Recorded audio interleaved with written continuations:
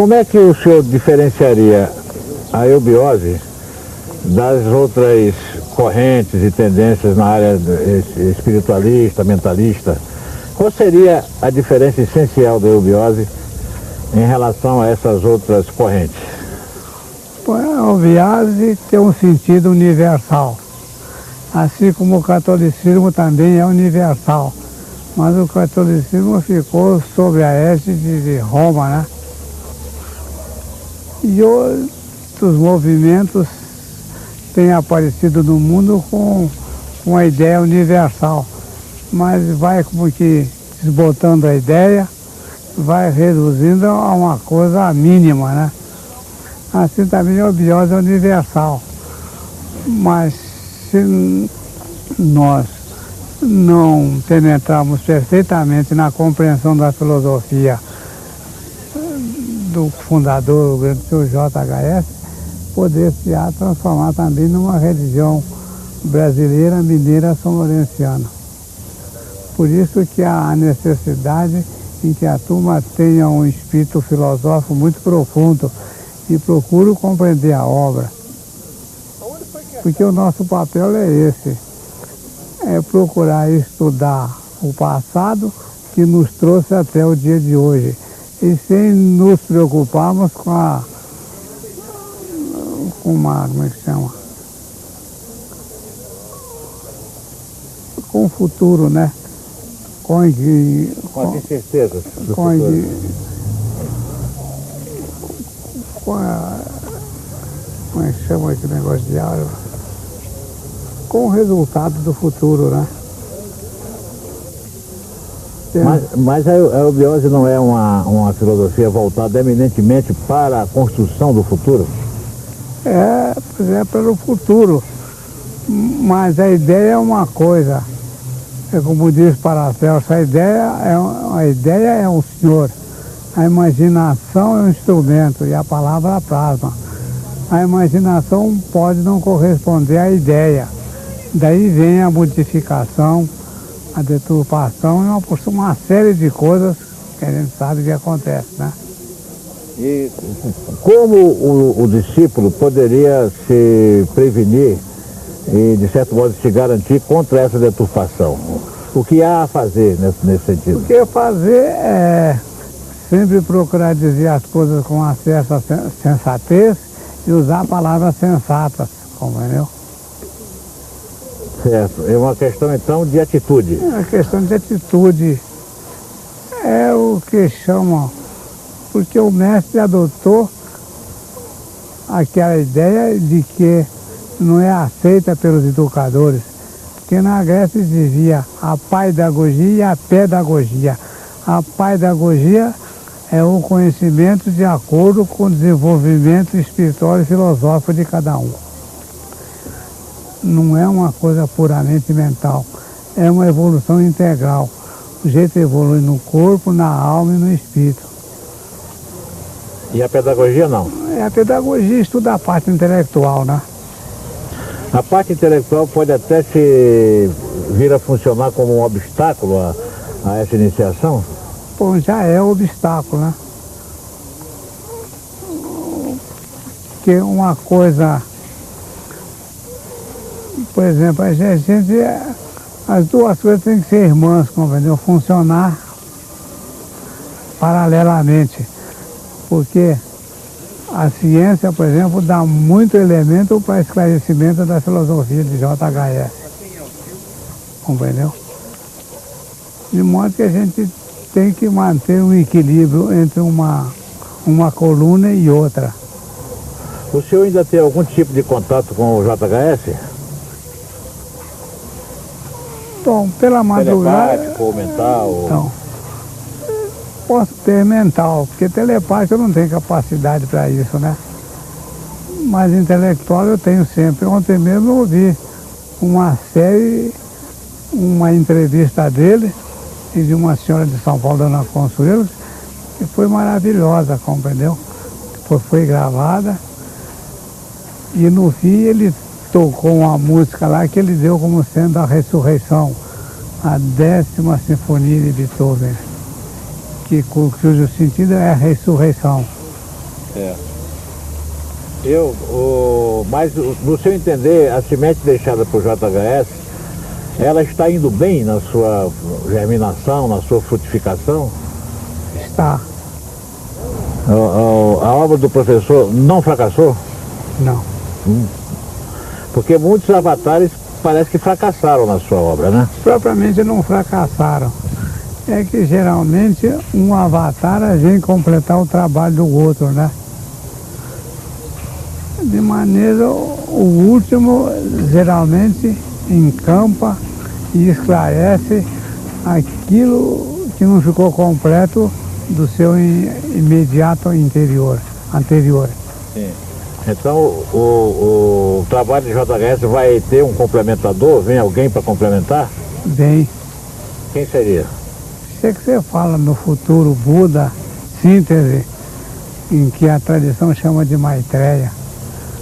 Mas na realidade a verdade absoluta praticamente torna-se impossível é o maior dos absurdos compreendê-la. De maneira que a gente tem que louvar justamente pelos aspectos da verdade.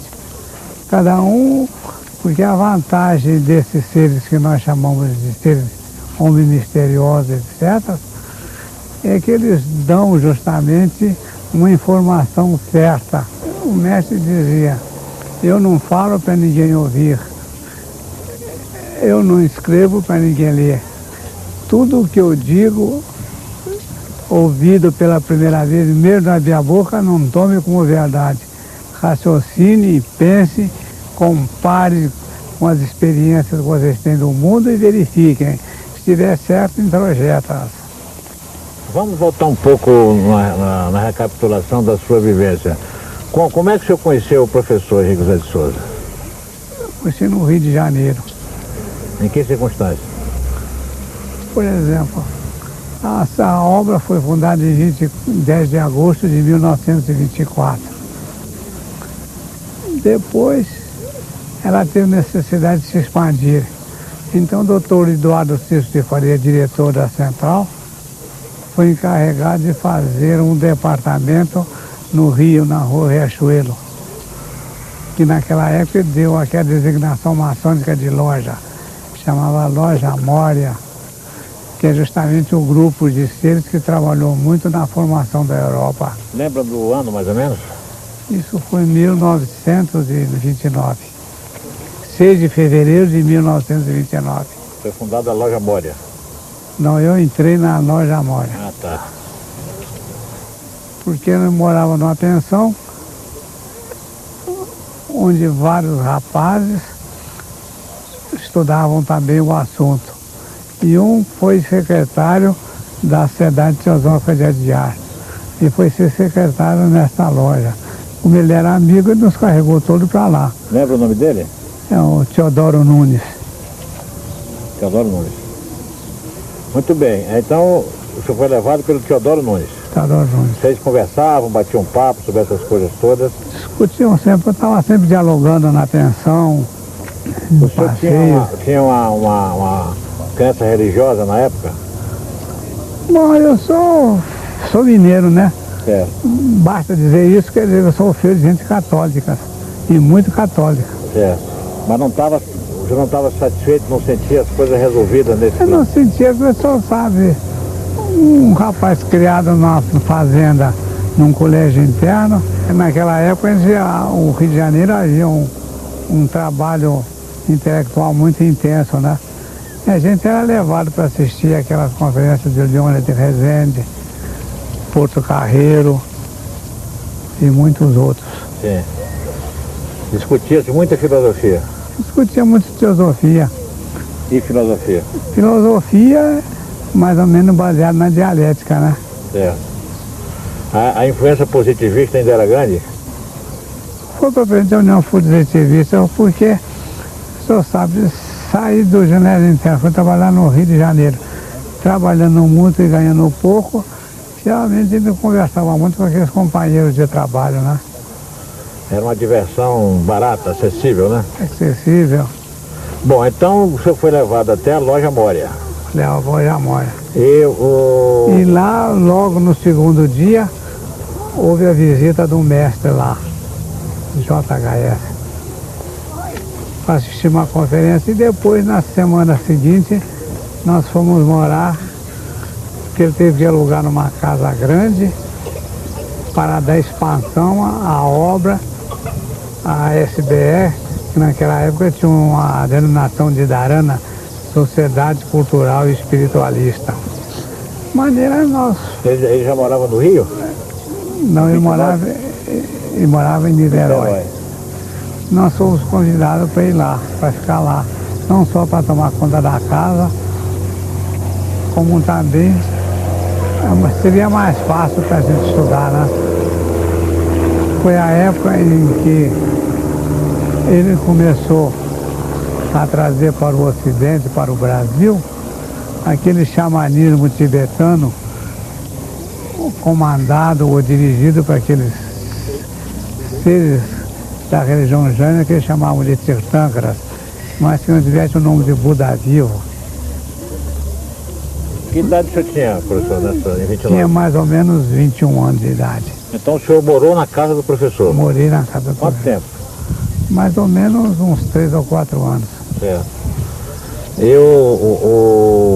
Formou-se entre o senhor e o seu mestre com uma amizade? Como é que foi esse relacionamento? Para um relacionamento de pai para filho, né? Certo. Nessa época o professor realizava fenômenos ainda, essa coisa? Ele não realizava, as circunstâncias faziam que produzisse certos fenômenos, né? Certo. Mas não foi isso que impressionou o senhor? Não. O que me impressionou foi o ideal. Vontade de estudar e progredir filosoficamente. Certo. Eu sempre fui um idealista. Certo. Agora, fale um pouco sobre esses grandes seres. O senhor falou do Moria, o senhor mencionou de passagem que foi um daqueles que formaram a Europa, né? Fale um pouco dessa história. O papel de Moria e de outros. O senhor compreende? Todo o trabalho evolucional do mundo é baseado em seres que podíamos chamar para-humanos, compreendeu? E esses grupos procuravam trabalhar os seres, principalmente os jovens naquela época. E nós estávamos incluídos nesse fato. Mas de modo que ele ouvia a história desses seres. Ouvindo a história desses seres, o memorial deles, automaticamente havia uma certa sincronização entre nós e eles, né? Era uma espécie de elementos inspiradores de nós. Tá certo. Agora, diga uma coisa. Você está falando da formação da Europa moderna, então. Seria isso? A Europa antiga. Europa antiga. A Europa antiga, porque todos esses seres vêm trabalhando para quê? Para a unidade, para formar a unidade, não a multiplicidade. De modo que a ideia deles principais, a principal era a seguinte, a ideia dele principal era a seguinte, fazer os estudos da Ásia, fazer os Estados Unidos da Ásia, da Europa, da América do Norte existia, da América do Sul já existia, e depois fazer os Estados Unidos da Oceânia, né? Tendo como base aquela grande ilha que é quase um continente, a Austrália. Certo. Agora, esse projeto, o senhor diria que ele está, de certo modo, sendo realizado agora na Europa com a comunidade europeia? Está caminhando para isso, né? Mas é um trabalho feito a longo prazo, né? Certo. Que a própria necessidade humana está o levando a isso. Certo.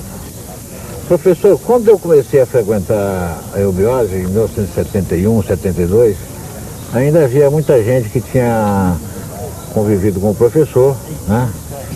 E muita gente que tinha vivido uma época difícil, em que se enfrentava a atuação da Monopol. O senhor quer esclarecer que negócio de monopólio é esse? Porque se fala muita coisa e eu sei que o senhor teve um contato mais direto com essa... O o problema de mono, né? Era um tipo de oposição, compreendeu? Sim. Assim como, vamos dizer assim, os seres que têm um programa da lei, têm um programa da evolução através do bem, da bondade, do amor terapia, eles são contrários. São rancorosos, destruidores, como se fosse dois, a polaridade, né? Um procurando destruir o outro. Certo. E onde é que anda o monopólio hoje? Hoje a monopólio não sei se acho que já está no inferno, compreendeu? E ela ainda faz parte, por exemplo, ela na América do Norte, ela agia através daqueles, eles aproveitavam aquela oportunidade que ele dava a lei seca, né? Eles aproveitavam aquilo para fazer o trabalho deles. Tinha como chefe principal aquele grande americano, como é que ele chama? O Al Capone? Al Capone. Ele que era o chefe. Certo. Então era Era uma luta física e uma luta secreta ao mesmo tempo. Certo. Era no plano físico e no plano psicossomático também. O senhor encarou alguma vez assim a monopólio? No mano a mano, no braço, alguma coisa Já. assim? Pode contar? Não, porque às vezes nós fomos para casa dos justamente para tomar conta da casa dele. E às vezes à noite eles passavam pela frente, descuidados assim, etc. Mas uma vez eles jogaram uma sarabatana numa cachorra que ela morreu imediatamente. Sarabatana é uma espécie daquela agulha envenenada que eles Soprado, né? sopra no... É uma espécie de uma arma assim, mais ou menos semelhante a uma... Semelhante, como é que chama? A uma bomba de encher pneu de bicicleta. Sim. Eles atiram aquilo como atiram nos leões, etc. E aí aquela coisa é envenenada e digamos assim, o jeito fica. A cachorra, por exemplo, como ela estava em pé, ficou. Quando se empurrou, ela caiu no chão. Morreu. Morreu. Porque foi uma carga muito forte. E vocês faziam então a defesa da casa do professor? Da casa do professor. Seria esse o embrião da Guarda do Grau? Não, o embrião da Guarda do Grau é outra coisa. Então explique. Porque o senhor compreende. Nós temos que nos louvar do registro da história, né? Sim. Nós, por exemplo, vamos dar uma ideia, nós temos o Cristo tinha os seus apóstolos, né? Que era a guarda dele. Segundo a tradição tibetana, há um ser que eles denominam de rei do mundo, que também tem uma guarda, baseado nas 3 gunas, as 3 qualidades de matéria, amarelo, azul e vermelho. Como é o nome do rei do mundo hoje? O rei do mundo hoje é um tradicional, Rigden Jepo. E é sempre aparecer lá no Tibete, puxado numa carruagem puxada por elefantes brancos. Rigden Jepo, né? Rigden Jepo. Rei do Jiva. Jiva é a hierarquia humana que está em formação. Tá. Mas o senhor não sei se o senhor completou o que o senhor estava falando sobre a origem da Guarda do Grau. O senhor falou nos apóstolos como a guarda de Jesus. A guarda do Santo Grau é justamente ligada ao mistério da taça do Santo Grau. São os que guardam a verdade. A taça é um símbolo? A taça é um símbolo. Ou existe um objeto físico? Existe dentro da taça tudo aquilo que, vamos dizer assim, é como se fosse o arquivo do sangue de todos os avatares anteriores. Por consciente, ali dentro há uma coisa nobre.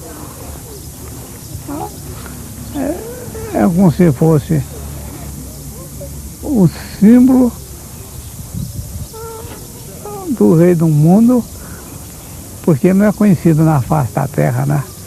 Quando o mestre estava aqui na face da terra, ele era a taça, o viva, né?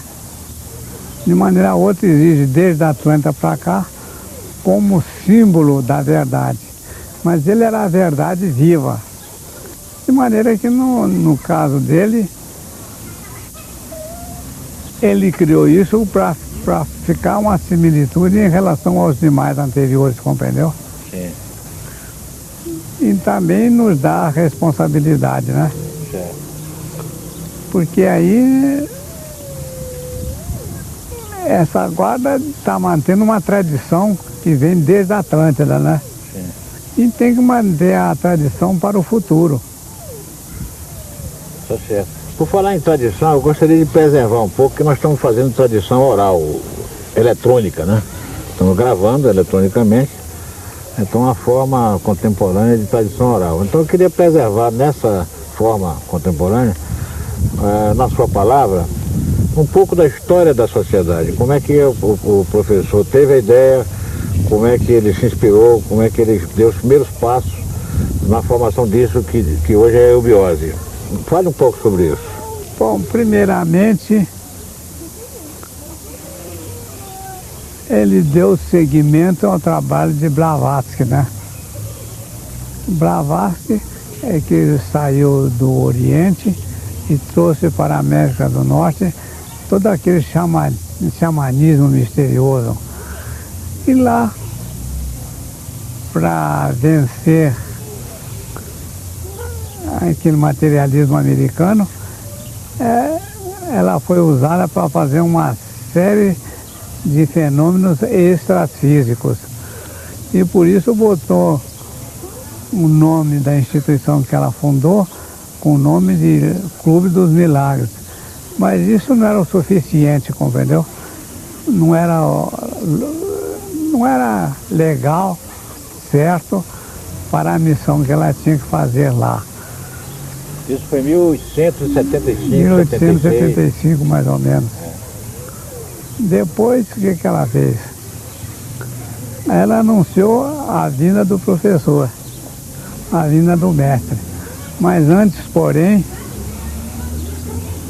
houve um trabalho de reconhecimento, né?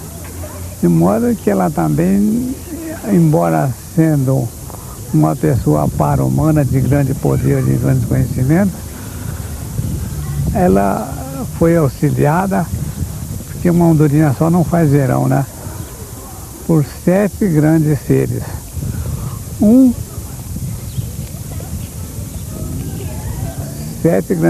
foi para a América do Norte com o nome de Ervanuk.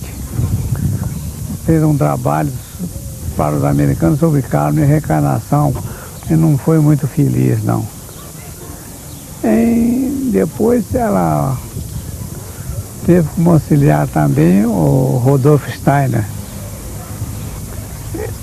que teve a missão de preparar esse terreno espiritualista, filosófico, na Alemanha. Mas ele não conseguiu fazer o que pretendia, que era uma escola semelhante à escola de Pitágoras em Crotona. Mas depois dessa tentativa, ele não conseguindo meios no comércio, etc., para realizar o que ele pretendeu, ele procurou escrever vários livros sobre a iniciação atlântica, sobre cristologia, sobre o Cristo, o cristianismo secreto, e ainda criou uma pedagogia própria para crianças, mostrando o que a criança deve fazer com as crianças, como deve orientar, etc. Porque a criança não é um adulto, precisa ter outros aspectos diferentes, né? Certo. Com mais carinho, com mais amor, com mais tranquilidade, porque a criança finalmente é a semente de uma nação, é a semente de um povo, é a semente de um Buda e é a semente de um Cristo, né? E na criança, uma criança é um disco virgem. O que se nela gravar fica pro resto da vida. O senhor diria que o Brasil é uma criança? O Brasil é uma criança. E essa criançada que o senhor está vendo aí, brincando pequenininho, é que vai fazer do Brasil uma grande nação. É questão de tempo. É questão de mais de 28 anos ou menos de 22 anos, por aí, estão todos aí. Que já tem as características da nova era, da nova filosofia. Mas vem cá, vamos voltar para o assunto dos sete agentes de Blavatsky, digamos assim. Bom, o outro foi aquele russo branco que foi corrido pelos bolchevistas e foi parar no Tibete, compreendeu? O Fernand Ossendowski, que sei lá, entrevistou o último Buda vivo, o último Trasho Lama, o último Dalai Lama e trouxe-se para o Ocidente aquela filosofia oriental complicada, etc. Muito que todos eles deviam reconhecer a obra, com a fundação da obra aqui no Brasil, como fez o Roso de Luna. Mas eles duvidavam do Brasil, porque o Brasil não é muito conhecido lá fora, tradicionalmente, né? Então eles duvidaram. E muitos fizeram um trabalho pessoal, em vez de fazer um trabalho unitário, pegando o mundo inteiro, por conseguinte preparando a nova era, etc. Então, Rodolfo Ossendowski, o General Adasa, o Roso de Luna. O General Adasa foi presidente da Sociedade Teosófica, né? Veio várias vezes ao Brasil. Veio uma vez ao Brasil. Certo. Tinha contato com o mestre? Não chegou não. Porque depois eles, por exemplo, houve uma espécie de uma... Você sabe, cada um se julgou o dono da verdade, né? E começou a fazer o seu movimento. Teve como último, como oitavo, o Krishnamurti, cujo nome é Corpo de Cristo. Mas o Krishnamurti, ele também tentou fazer seu trabalho, etc. E o líder Betten queriam apresentá-lo ao mundo como um Cristo universal.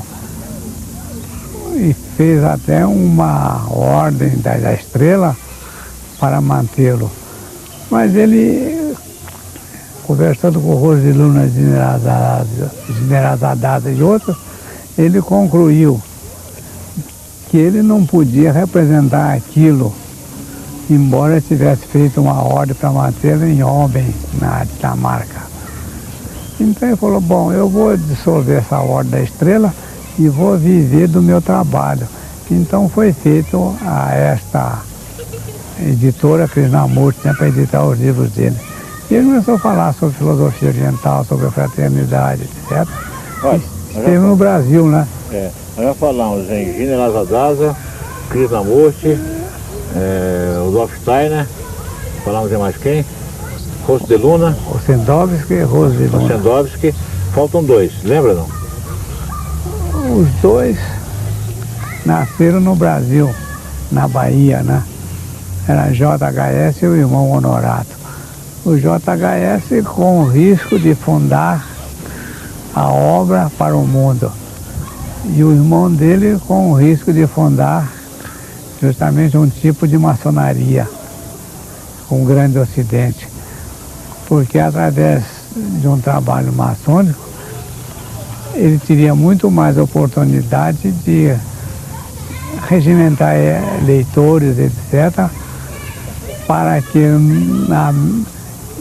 que no Congresso, quer na Câmara dos Deputados e quer na Câmara dos Senados, houvesse pelo menos 2/3 de membros da mesma ideia, compreendeu? Para qualquer lei a favor da humanidade, do mundo e do Brasil seria aprovada. Bom, agora o JHS estava trabalhando numa outra linha. Começou a trabalhar numa outra linha. Outra linha espiritual. que foi fundar a obra espiritualmente para regimentar esses seres que já tinham tendências para essas coisas, fazer levantá-los, abrir os olhos a respeito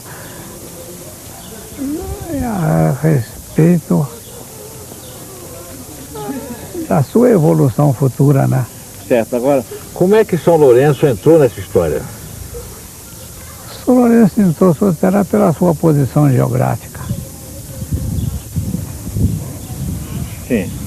Teve um episódio aqui aqui, nós temos uma montanha aqui, tá aqui às suas costas. É o sistema geográfico. Tá, sistema geográfico. Porque o senhor sabe, primeiramente por estar na Serra da Mantiqueira, Mantiqueiri, etc., que pelo menos essa palavra quer dizer a morada dos vaticinadores. Não é por ser vaticinador do Vaticano, mas o vaticinador de uma nova era, etc. Tudo bem. Agora, como é que o JHS recebeu essa missão aqui em São Lourenço? Bom, ele recebeu da mesma maneira como diz o Picasso, né? Quando perguntaram-lhe como é que ele fazia para arranjar, para ter intuições, ele disse, bom, eu acho. De maneira ele achou. Ele não procura, ele ele achou. Chegou a hora, ele sentiu uma inspiração e lançou esse risco de fazer o trabalho dentro da dinâmica do movimento que ele vingou. Então ele lançou outro risco, fez a Ordem do Santo Grau, fez a Ordem dos Tributários e tentou fazer o grande ocidente do Brasil. Mas faltou elementos humanos e não pôde concluir a sua missão. Bom, isso é um ponto importante, porque o JHS tem aquela história toda que ele aos 16 anos esteve na Índia, passou lá um tempo, conversou com vários mestres, recebeu várias informações sobre a natureza da missão dele.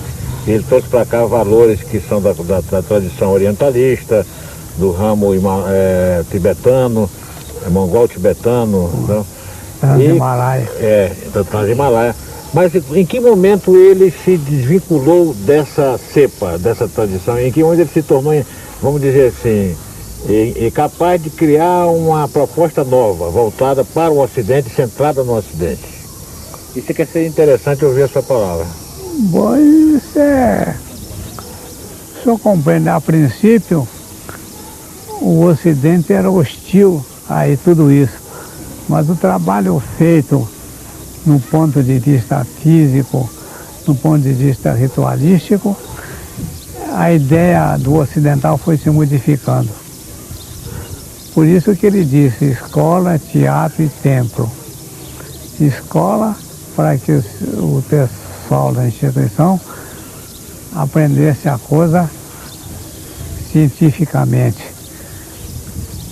Teatro é para adquirir o conhecimento ou propagar o conhecimento na base do teatro, teatralizando os conhecimentos novos, etc., para tornar mais fácil para o entendimento popular. E tempo para fazer isto, fazer uma espécie de uma terapia transcendental a fim de modificar a alma do brasileiro, e foi modificando aos poucos. Isso trabalhou-se muito em Niterói, e etc., até chegar a vez de fazer o templo aqui em São Lourenço. Mas houve um momento em que o professor se desligou da Sociedade Teosófica de Adiá, né? Bom, mas ele não desligou, foi o pessoal de Adiá que tomou outro rumo. Sim. Compreendeu? Não quis manter na sequência do trabalho de Blavatsky. Em vez de ser um irmão, passou a ser um inimigo, uma oposição. Como geralmente os estudos são baseados para livres pensadores, cada um seguiu a sua ideia e pronto. Cumprindo a sua missão de acordo com a inspiração, de acordo com o risco que lançou. Então, quer dizer, em vez da Sociedade Teosófica Brasileira ser uma dissidência da Sociedade Teosófica de Adiá, seria o contrário. A Sociedade Teosófica de Adiá é que é a dissidência. É por isso para unir as duas escolas, Blavatsky e aqui, ele deu o nome de Sociedade Teosófica Brasileira. Enquanto que a cidade de Adyar manteve o nome de Sociedade Teosófica no Brasil. No Brasil. A sede é em Adyar, na Índia. É Adyar, na Índia. É. Muito bem, professor. Agora, diga uma coisa. Essa inspiração de JHS no sentido de centrar essa trama toda evolucional no Brasil, fale um pouco sobre isso. Como é que o senhor sente essa coisa, tanto em relação à sua vivência junto do professor, como em relação ao presente e ao futuro do país, da nossa gente, do nosso povo e de cada um de nós? Bom, cada um de nós compreendeu que tem que fazer o seguinte: procurar compreender o passado, os eventos que o trouxe até aqui, e se esquecer de muitas coisas do futuro, o destino dele futuramente. Ele tem que trabalhar por amor ao trabalho e não com interesse a isso, aquilo, aquilo outro. Sim, mas não existe um projeto, um programa, uma perspectiva em função do futuro, em função do qual... Existe um programa, esse programa chama de lei. Esta lei também não é radical. Pode ser mudada, compreendeu? É um programa de evolução. Por exemplo, por várias coisas que permitiram a JHS modificar as leis para poder manter o serviço, manter o trabalho, manter a evolução. Mas está me parecendo que o senhor está dizendo mais ou menos implícitamente que o papel do Brasil já não se deve esperar que ele seja tão central assim como foi a proposta inicial de JHS, que alguma coisa mudou. Como mudou, por exemplo, em relação aos Estados Unidos. É por aí a coisa? Ah, é? Você acha que nós estamos ainda com expectativas grandes demais em relação ao Brasil para o futuro imediato? No futuro imediato o Brasil será, digamos assim, será uma grande nação no concerto universal das grandes nações. Ela que vai dar justamente as dicas como está fazendo os Estados Unidos. Ela será uma espécie de centro de divergência de todas as ideias humanas. Por isso que aqui deve estar concentradas todas as 7 ciências do mundo. É por isso que você fala em sistema geográfico, nessas coisas todas. Essa região aqui devia ser uma região especial. Ou seja, a expectativa está mantida, então, Deus é brasileiro, continua sendo? Continua a ser brasileiro e o Brasil será a pátria do Avatar. Será, digamos assim, um pedaço do céu onde para tudo se convergirá e todo daqui de bondade será divergirá daqui. E as dificuldades do presente, como é que o senhor vê essa coisa? A dificuldade do presente é a modificação da estrutura, né? Porque nós vivemos de preconceitos, etc., que trava muito a nossa evolução. Porque o brasileiro tem ideias, né? E muito boas ideias. É. Então, quer dizer que o plano continua, está mantido? Está mantido e será mantido. E o senhor está vendo que é no campo da educação, a coisa está evoluindo muito, né? Sim. Que é no campo dessas ciências abstratas, também o Brasil está evoluindo muito. O senhor diria que o Maitreya virá como um ser para o humano, um indivíduo para o humano, ou pode ser um ser coletivo, um movimento, uma coisa assim? Eu diria. Um estado de consciência coletivo? Ele já está aí. Uma criança aí, está nele. Ele não é semente? A semente não está do potencial. É questão de saber cultivá-la. Certo. Então não será necessariamente uma personalidade? Não. Será um movimento coletivo. E para quando, quer dizer, os sinais dele, para quem quiser ver, já estão aí, não estou entendendo? Já, nós estamos falando nele, pensamos nele, ele existe para nós, né? Não há tempo nem espaço no universo. Não é isso? Certo. Se nós já estamos pensando nele, trabalhando por ele, vivenciando, ó, entrando em sincronia com ele, ele existe, para nós existe. Agora, para o mundo pode aparecer daqui a 200 anos ou 300 anos, mas para nós ele está aí. Certo. Mas vamos falar um pouco, fazendo uma mudança. Parece que está dando um abraço no senhor. Tomara, eu estou sentindo qualquer coisa. Então é o seguinte, vamos falar um pouco vou entrar numa outra vertente, voltando a falar um pouco da Monopol, né?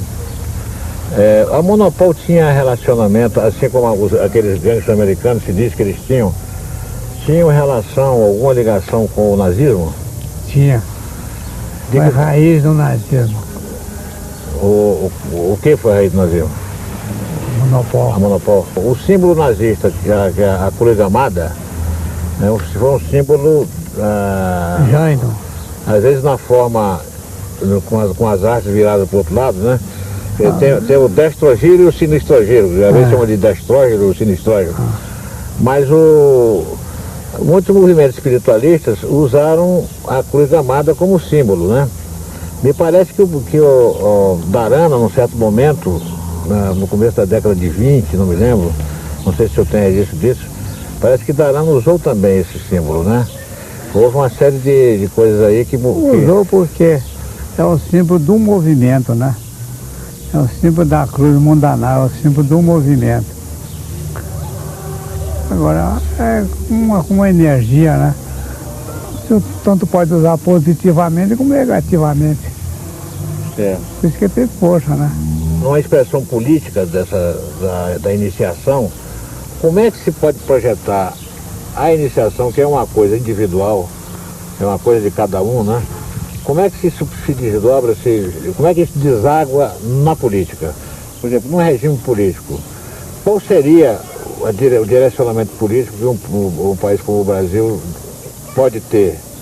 A pátria do Avatar. Qual seria a política da pátria do Avatar? Como é que você vê isso? É a política da unidade. Fazer do Brasil uma unidade, uma grande nação, una, para abranger tudo, norte, sul, leste, oeste, e não dividi-la ao meio, né? Mas em termos de sistema, é democracia? O que é? Deve ser democracia, né? Porque se fala na sinarquia também, né? Mas a sinarquia não é para os nossos tempos, não é para a vasta terra, né? A sinarquia, segundo aquele nosso amigo, né? Como é que ele chama? René Guénon. É um governo ideal. É como existe aqui no sistema geográfico. Cada Diane, ou como dizem, como diz a linguagem Devanagari, Diane quer dizer Deus. São verdadeiros príncipes, segundo a linguagem portuguesa, cada um sendo príncipe do seu principado, porém orientado por um governo tetrático, como era na Atlântida, né? Havia 7 cantões, com 7 reis redondos, todos eram independentes, mas ele é dirigido por uma tríade que se localizava numa tal cidade que chamava Oitava Cidade, e que hoje a gente chama de Shambhala. Shambhala. Quando nós falamos de sistema geográfico, nós estamos falando em mundos interiores. Então, como é que a obra de JHS se situa em relação a esse ponto? a obra é o seguinte, por exemplo, a obra é um ser vivo, né? Um ser vivo. Sim. Nós não temos um sistema granular, nós não temos um sistema cérebro espinal. Sim. Cérebro espinal é como se fosse o norte e o sul da Terra, compreendeu? E em volta desses elementos existe aquilo que eles chamam, não é propriamente desembocadura, são regiões onde há mais magnetismo, mais força, compreendeu? Mas é como o senhor tem um rosto, o senhor tem olhos, nariz, boca e ouvidos. É como se fosse o globo terrestre com seus elementos de expansão, que existem em todo lugar, não existe em lugar nenhum, mas existe no coração do mundo. Por isso que fala em Agartha, águia é fogo, arte é coração, coração de fogo, coração da vida universal. Tá lógico? Tá lógico. Agora o senhor disse que não seriam propriamente embocaduras. Bom, são por pontos exemplo, onde é um magnetismo concentrado, né? Por exemplo, nós estamos aqui, né, conversando. Sim. Por conseguinte, nós estamos produzindo energia que sai do coração do interior, não é isso? Sim. Se nós estamos falando sobre esses mundos interiores, automaticamente está aqui vibrando a gente. Certo. Então o senhor não entende os mundos interiores como uma realidade, digamos, objetiva? Ou entende? Pode ser objetiva, porque o senhor compreende, na formação do mundo, houve muitos lugares, compreendeu? Em que foram como se fossem bolsas de vento, né? E esses lugares as pessoas vivem numa dimensão diferente. Por exemplo, o que nós estamos aqui esforçando para explicar as coisas intelectualmente, o senhor projetar num lugar desse, o senhor não precisa aprender intelectualmente. Só a sua presença lá, o senhor já vive a verdade. Não precisa estudar a verdade, tá compreendendo? Tá. A diferença é muito grande, né? Da água para o vinho. O esforço intelectual se torna vão e às vezes até atrapalha, né? Atrapalha porque tem muitos preconceitos também, científicos, né? Eu estava pensando nesse abismo que existe entre o intelecto e, digamos, a capacidade de criar, né? Não, por isso que o mestre, ele dividiu as coisas em 3 partes, né? Escola, teatro e templo. Escola, onde se aprende intelectualmente as coisas, né? Teatro é como se fosse um ensinamento dramatizado. E o templo? E o templo é ligação com o universo. Com esta parte que a gente chama o coração do mundo, que é um ponto em eterna expansão que está em lugar, não está em lugar nenhum. Mas se o senhor estiver em sintonia, está dentro do senhor. Qualquer pessoa que estiver em sintonia está dentro dele. Das suas palavras, professor, eu depreendo que o senhor não alimenta nenhuma perspectiva apocalíptica para o futuro imediato do mundo, porque muitas correntes falam em limpeza da área e desastre. Não, mas isso é o seguinte, o senhor sabe, o ser humano geralmente, o que ele é? É um indivíduo inseguro, né?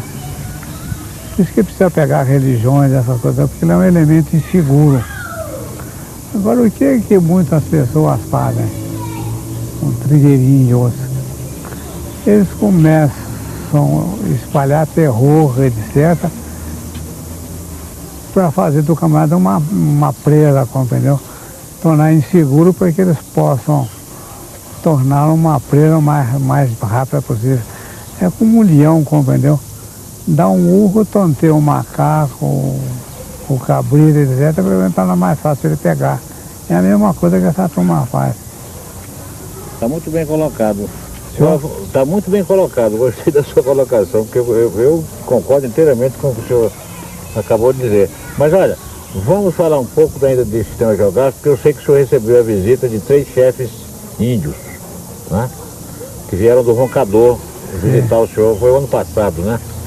Então, fale um pouco dessa visita e do papel do roncador nessa trama evolucional. O papel do roncador, segundo o último congresso aí de astronomia, deram o Brasil como centro do sistema geográfico. Agora, roncador é, como se diz, um celeiro do futuro. Ele está para o mundo, assim como já houve vários, como preparando o avatar futuro, compreendeu? Por isso que, como existe roncador, existe São Lourenço, existe, como é que chama? Taparica. Machu Picchu, existe Taparica, existem outros lugares que são pontos de referência. São referenciais para o indivíduo se identificar com as forças universais. Mas o JHS nunca esteve no plano físico objetivo no roncador, não, né? Não, você podia ter estado, né? Mas não por dentro da mata, né? Sim, perfeito. Mas não por dentro da mata. Tá certo. Ele foi para uma outra via. Foi por outra via. Não dá para falar um pouco dessa via, não? Bom, o senhor sabe. Segundo diz a própria professor, que entre Machu Picchu e o centro de Mato Grosso há como que uma via interna subterrânea. Assim como existe São Tomé das Letras para Machu Picchu, etc. Existem outros lugares nesse sentido. É como se fosse veias para onde corre determinada energia, compreendeu? Ele pode ter ido por aí, né? Por aí. É, o roncador. Professor, para finalizar, eu gostaria que o senhor desse uma mensagem, principalmente para os jovens, e os jovens brasileiros. Bom, o que eu posso dizer para os jovens brasileiros é o seguinte, que eles devem se interessar para arte, cultura, cultura e cultura, porque são os anunciadores da nova era e tem que anunciar isso através de uma linguagem da nova era, uma linguagem filosófica e transcendental.